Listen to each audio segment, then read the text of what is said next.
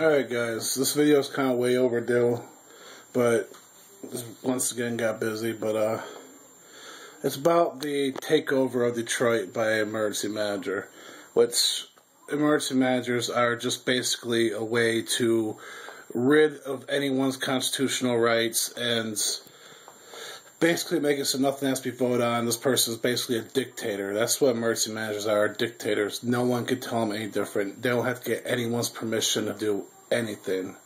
They have, like, this ridiculous absolute power. They have more power than, like, a president, basically. It's terrible. It's a horrible idea. It's unconstitutional to have an emergency manager. Now, with that in place, we have an emergency manager here in Flint. He's doing a great job. Not.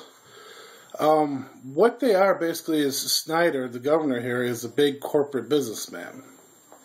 And he obviously has a lot of corporate buddies, and they obviously like to do business with each other and rub each other's backs and help each other out. Sorry about the wigginess, but my other camera is full and I don't have time for class to figure out space, so I'm using my phone again. So besides that, so he's a big corporate entity. He has corporate ties and whatnot. So some things there in Flint, like charging extra for common things that we pay for anyways, but we didn't pay that much extra for.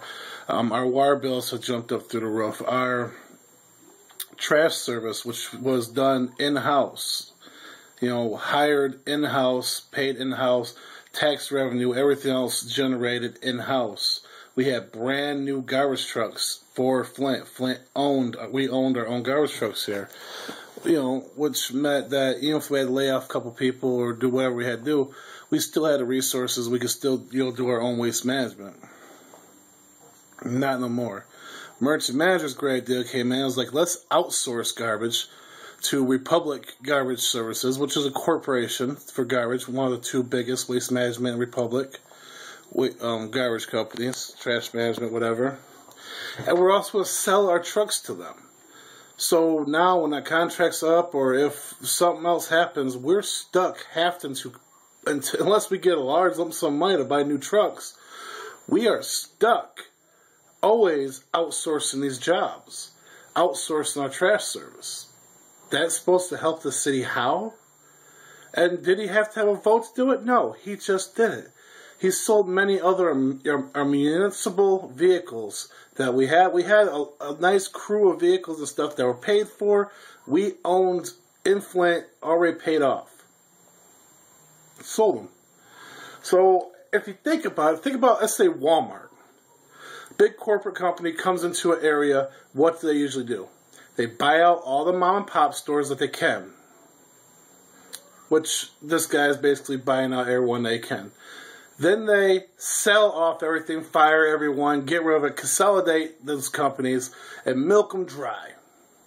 Build their giant platform, and now they're the kings. And now there's no more mom and pop stores. And a little bit that are left are just pushed out of the way.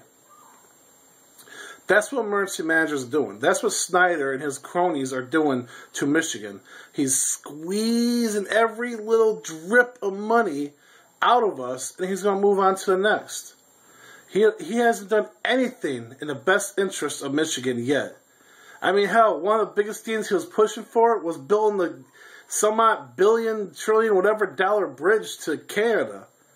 We already have a freaking bridge to Canada. We have a tunnel that goes down near to Canada. What the hell we need another bridge to Canada for? All of our bridges are falling down, falling apart, but you're going to build a brand new bridge in the situation we're in. This is your Einstein idea.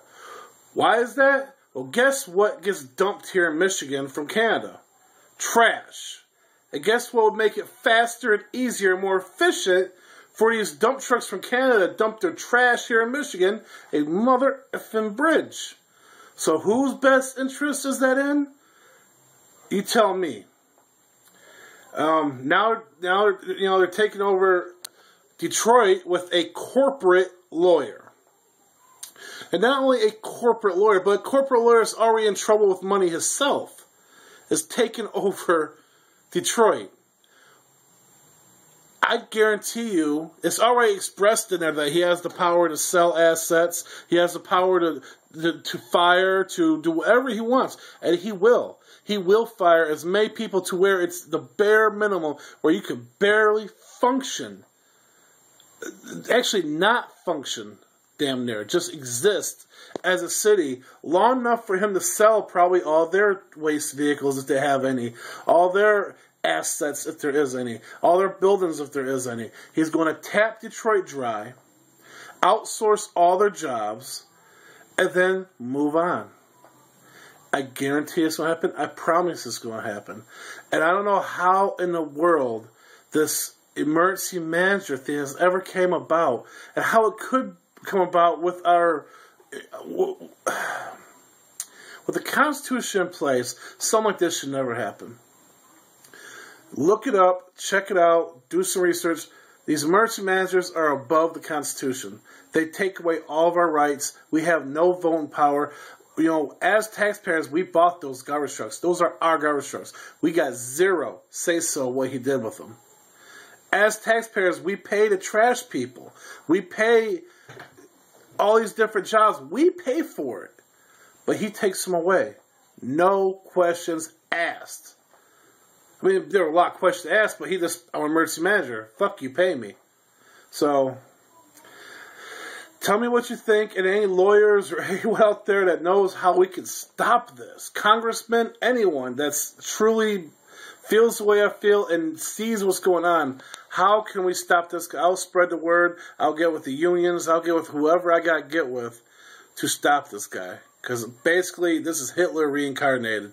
And all his little Nazi cronies are taking over Michigan. I'm sure this is the only state that's happening to. I hope it's not. I mean, I hope it is, but I'm sure we're not alone. All right, guys. Take care. Bye.